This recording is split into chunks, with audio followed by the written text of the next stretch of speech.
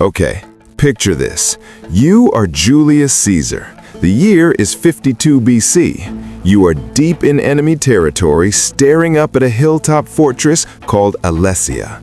Inside that fortress is Vercingetorix, the leader of the Gallic tribes, along with 80,000 of his toughest warriors. Now you have got him trapped, right?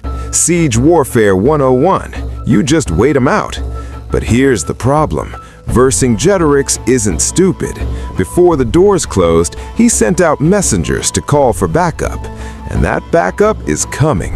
We're talking about a relief army of maybe 250,000 angry Gauls marching straight for your back. So, let's look at the math. You are outnumbered 5 to 1. You are the meat in a very dangerous sandwich. You have the enemy in front of you and an even bigger enemy coming up behind you. Most generals, they would pack up, they would run, they would say, we'll catch him next time. But Caesar?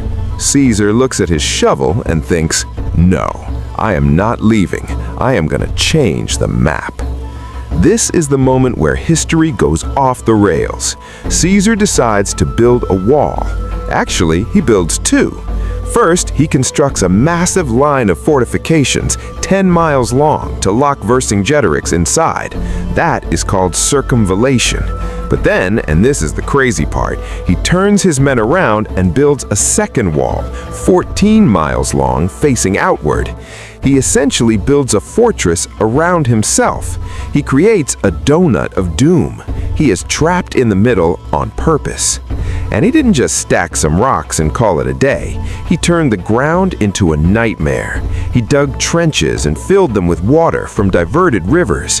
He dug hidden pits filled with sharpened stakes called lily flowers, which sounds cute, but they were absolutely brutal. He basically invented ancient minefields. So when people ask, what was he thinking? He wasn't thinking like a general. He was thinking like an engineer with a grudge. He was thinking, if I can't outrun them and I can't outfight them in the open, I will force them to play by my rules. And it worked.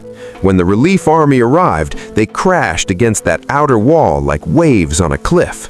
Caesar is running back and forth inside his donut, directing troops, fighting on two fronts at once, totally surrounded, yet somehow completely in control.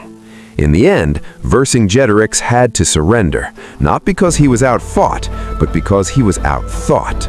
Caesar proved that sometimes the sharpest weapon isn't a sword, it's a shovel.